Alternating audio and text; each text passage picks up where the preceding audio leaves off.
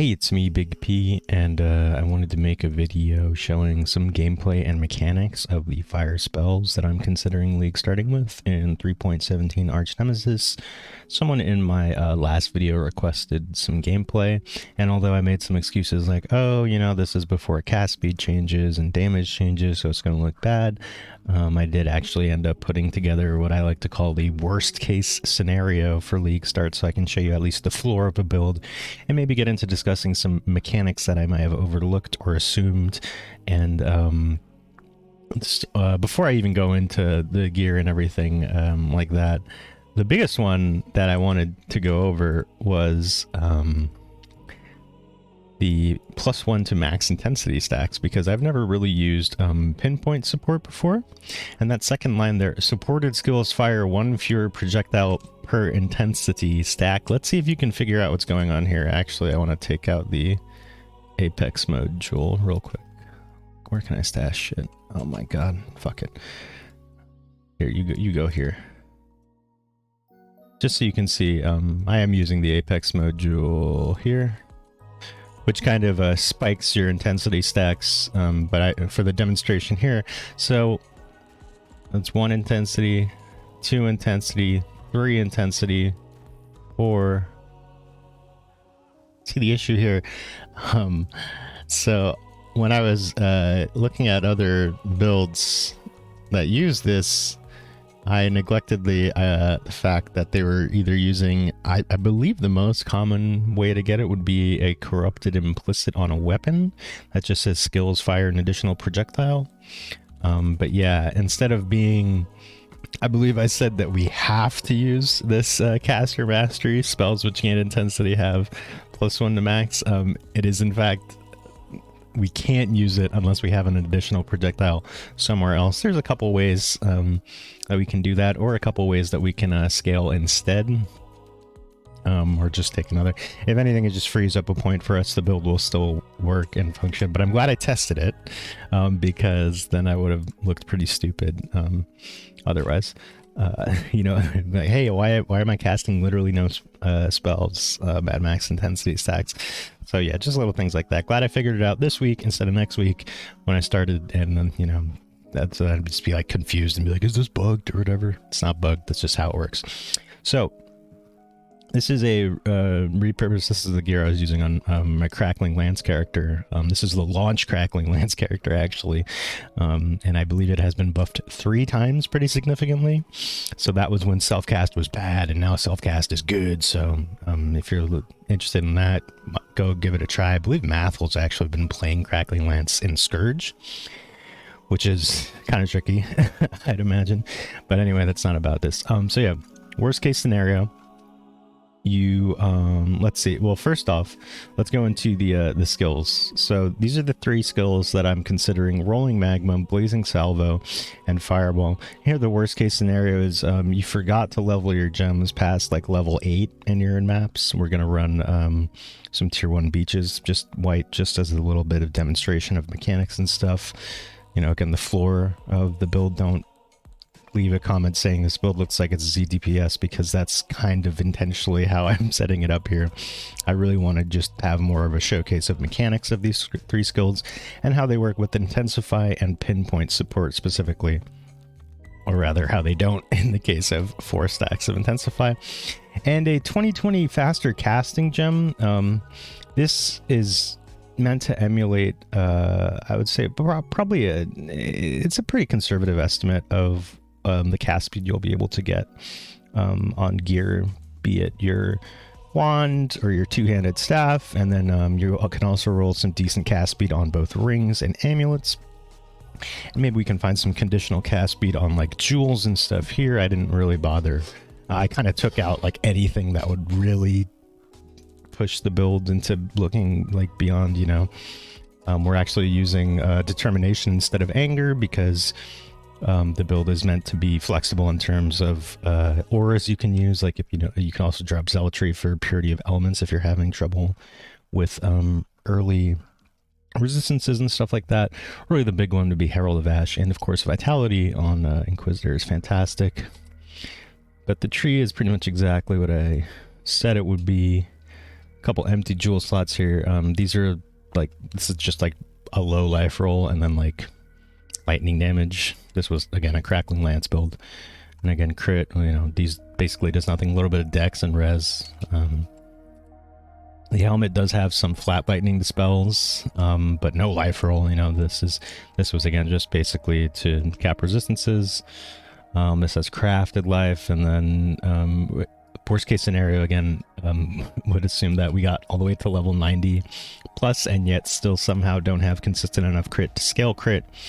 And I guess I should mention that for the purposes of the demonstration of these skills, this will ultimately be a 3-link. Because of the faster casting gem emulating the cast speed we can get on gear in the coming patch. So yeah, just keep that in mind as I run some beaches with the 3 different skills. White wand, empty for, you know, you can dual wield wands, you can get a shield, you can do a mace or scepter in the offhand or whatever. Terrible boots, but they have 30 move speed. You know, this is probably kind of similar to something that you would pick up and run with early on, just because all you're looking at is the move speed and then everything else is whatever. Decent belt. This is a legacy roll of increased move speed that I'm not going to reroll, and this is just a white diamond flask. Again, it doesn't really actually matter for true DPS numbers because the demonstration is elemental overload. That's what you'll be leveling as for most of the time until your crit is solid enough to justify doing that. And that's about it. So let's run some beaches. I'm gonna run them. I'm gonna run each map with one of the skills and kind of talk about the distinctions between them, because they are, while they are similar and the playstyle will be similar as well.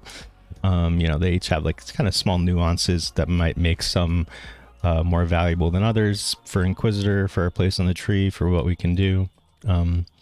We do have a flame wall with a whatchamacallit, spell cascade, just flame dash, zealotry, slower projectile. Well, I'll get into that when I discuss other stuff, and we're not using any of that stuff. So again, free jewel sockets to experiment with whatever else you want. So yeah, Blazing Salvo is the first one we're doing here.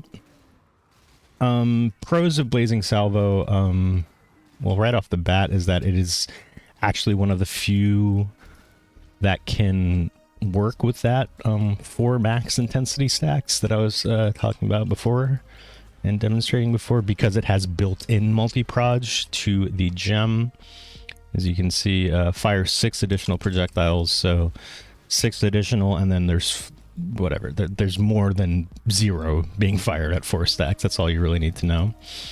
And it's got a bit of a let's see if we can so the way it works is that the further you cast it, the wider the spread of the projectiles is. As you can see, it's kind of it can shotgun the projectiles. So I don't know, overall it does have pretty great reach just from the get-go, and doesn't really take as much aiming maybe as Fireball and Rolling Magma would. And definitely the fact that it uses projectiles, has more base projectiles, means you can probably try some funky stuff. Probably nothing like volley support. I don't know. There's some weird stuff you can try. So maybe Blazing Salvo be best for that. However, I feel overall Blazing Salvo might be better as like totems. I think I've seen more setups like that. If not, just because it'll aim a little bit more properly. There's really no way to... I don't know. It does feel a little inconsistent here and there, because I don't know if you can see. I mean, it's hard to really say. It doesn't have like name lock capability. It kind of just shoots projectiles in an area. And yeah, that's pretty much all it is. The big cons are probably it doesn't feel as punchy or nukey or direct as Fireball or Rolling Magma. Blazing Salvo. I don't know. I'm not feeling it. Also, of all 3 gems, it does have the least appealing damage buffs, but that's probably because it whatchamacallit, it scales differently, because each of the projectiles is you could like multiply it per projectile, the damage effectiveness and flat damage. Now let's see the bossing damage. So yeah, basically all you would do for setup on a boss is throw down your flame wall, and with the spell cascade, it's not very difficult to get the coverage that you need for, I mean, for them to be standing in the flame wall is one thing, but the real thing you want to be doing is shooting through the flame wall, shooting your projectiles through it. And yeah, so Blazing Salvo, you know, it is a one and done sort of spell, similar to Fireball in that way, but it does kind of reach its targets pretty quick and have good coverage from the base. However, I think ultimately you're trading a little bit of single target for clear, which I don't know if it'll really be necessary for our purposes of the skill. I kind of, you know, because the new pinnacle boss fights are things that you really want to aim towards. That's really, I think that'll determine whether or not a build is good in the coming patch. Yeah, I don't know. So Blazing Salvo, I think there's better ways to do it. Maybe better ascendancies that can do more interesting stuff with projectiles. So that was that. Let's go into the classic Fireball now for the next map. Just gonna enjoy. We're gonna beat up on old Glace there. So Fireball is probably a little bit more straightforward. There is an elegance in the simplicity of a ball of fire being shot. You know, there's really not much to say about that. You know, it's very straightforward, very readable damage, very controllable and understandable damage, as you can see. The very direct. It is more punishing in terms of, let's say, if you're sloppy with your aiming and you're at your max intensify stacks, you will be punished for that. But it does have an AoE component when it explodes, and between that and Herald of Ash, you may not need to do anything else besides the normal project. I mean, you actually don't have any projectile modifiers like Pierce or Fork or Chain. If you do Fireball, though, you may want to look into that, because as you can see on these bigger packs, you don't really get, unless they're in the initial AoE blast, which honestly isn't huge, especially at max intensify stacks. You know, it's got a bit more of an on-off switch for clear. Definitely pretty solid numbers for the effectiveness of added damage and buffs to the gem nerfs. It is also worth noting that the gem numbers per level are pretty weighted towards the back end. That means that for like getting level 19 and 20 is when you're going to see like really the biggest buffs, and then of course plus to level of all gems being just on normal rare amulets now is pretty good. We're gonna we can get it actually because it's just LA overload. Yeah, so getting the gem to level 21, 22, 23 is more feasible now, I think. That's really what you would be looking for on both a wand and a shield as weapons, and then you can also, you know, get beyond. Maybe an empower would be best if you have enough cast speed elsewhere. Let's not level anything beyond 15 just so that we're not being disingenuous with the clear and the damage. Let's see how the damage, I think it has a little bit more. So Fireball has name lock. You can just pick up your mouse. I think all the spells actually have name lock. If you don't know what that means, is that, oh, my mouse is over here, but as you can see, I am targeting Glace and I am holding down on the Fireball button and I am doing the damage. So if you're lazy at aiming during the clear, as you can see, we did miss a couple there because he was moving. It won't pre-fire. It will just target so that's another thing of Fireball. You can actually move with it and see how far it goes, how far it explodes. So maybe faster projectiles, well, probably wouldn't put that in your damage links, but you know, projectile speed is definitely a you know, something you'll have to keep in mind for Fireball, and just general actually projectile stuff. Like I was saying before, you might want to make your stuff pierce somehow. Maybe you can pick up a snake pit kind of cheap because they totally killed the Hydrosphere chain shotgun stuff that like Eye of Winter was using or whatever. Yeah, Fireball, pretty classic. If Magma Orb gets too annoying, I called it Magma Orb. It's Rolling Magma. It's different. They renamed it. If Rolling Magma is too annoying to aim and stuff like that, then maybe we'll go for it. we'll go for Fireball instead. But I really do, the more I play with Magma Orb, especially considering like smaller things like gem, like I'll go into that after the map. We'll just run it still as is, as a sort of comparison. So Magma Orb has a very, I think it's the most satisfying out of all of them. It has great coverage, kind of fire and forget playstyle that can follow you around. I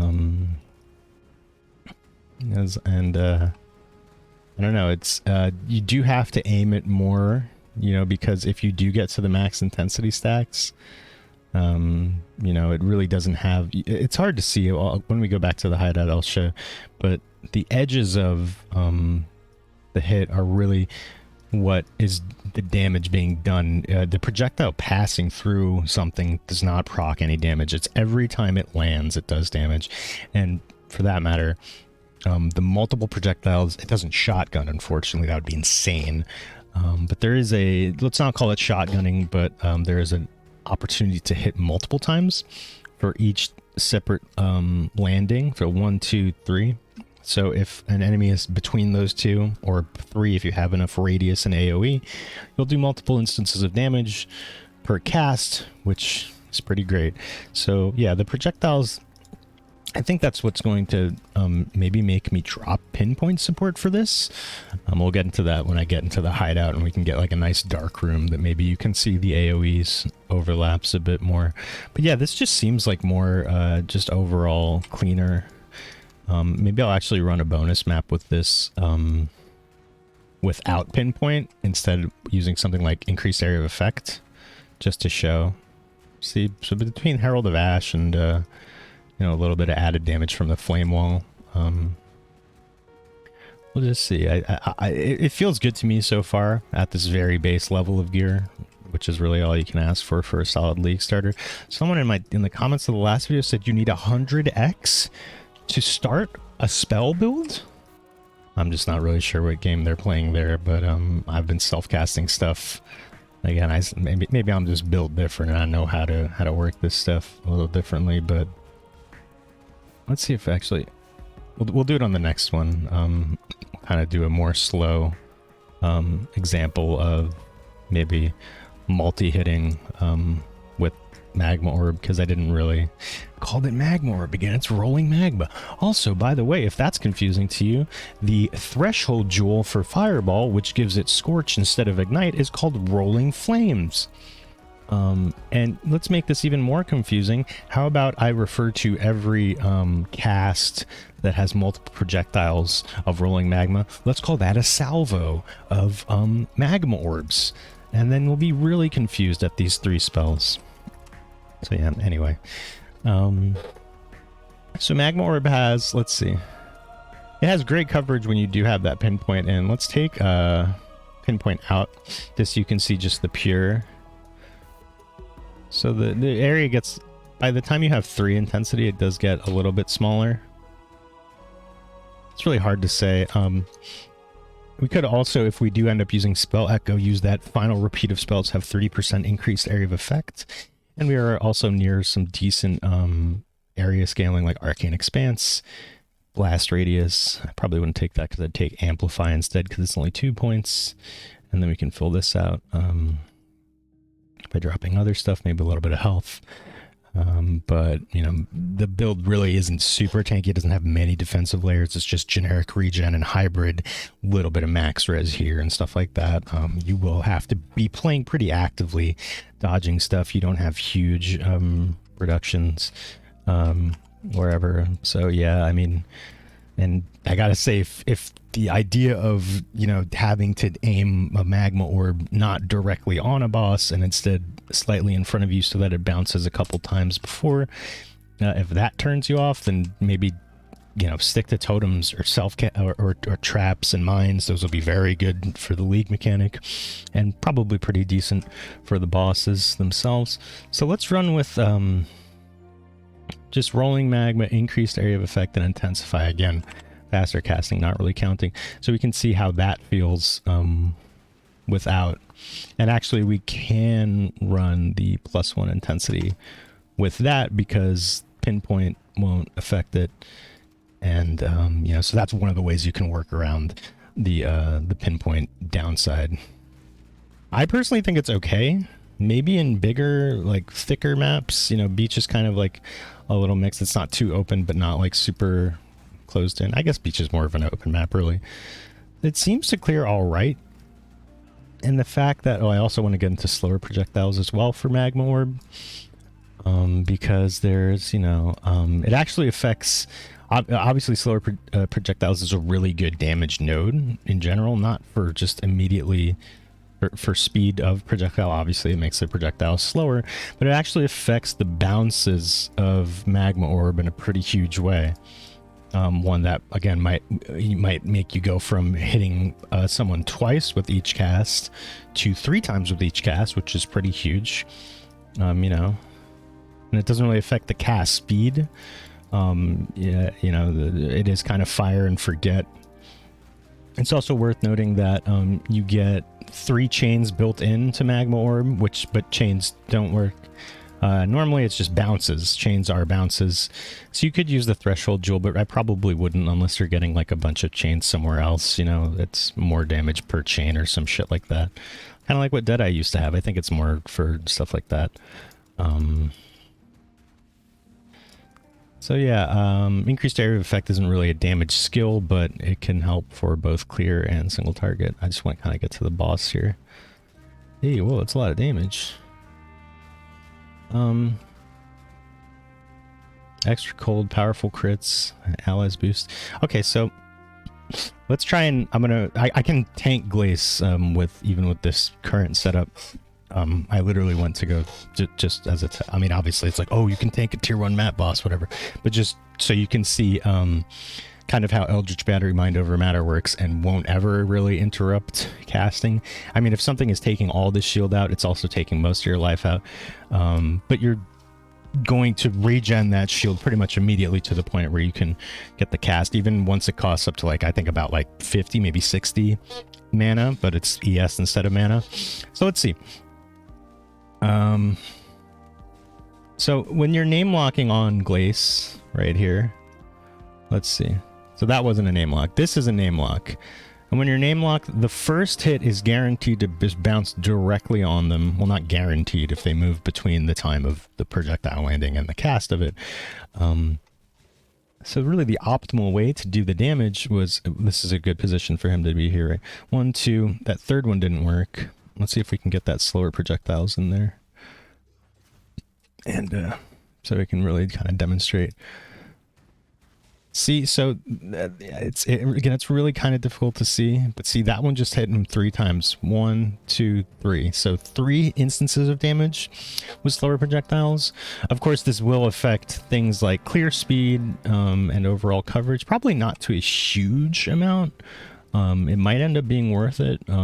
Maybe if we can slow down the projectiles in other ways. If you have any ideas regarding that, let me know. Slower proj is a pretty huge damage boost. And, you know, it's just specifically the way it works with Magma Orb would be, I called it Magma Orb again, it's rolling magma. It would be pretty cool to, I think it'd be worth testing. It's huge damage boost, and then, you know, if you're not bothered by this sort of playstyle, or rather just being a little bit more aware of aiming with the casting rather than just, you know, fire and forget. Although it still does have that to a certain degree.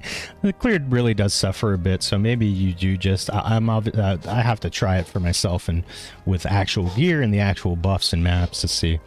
But yeah, I think it's kind of a weird situation where, like, you know, because it doesn't shotgun, the extra projectiles from Pinpoint just aren't as appealing to me.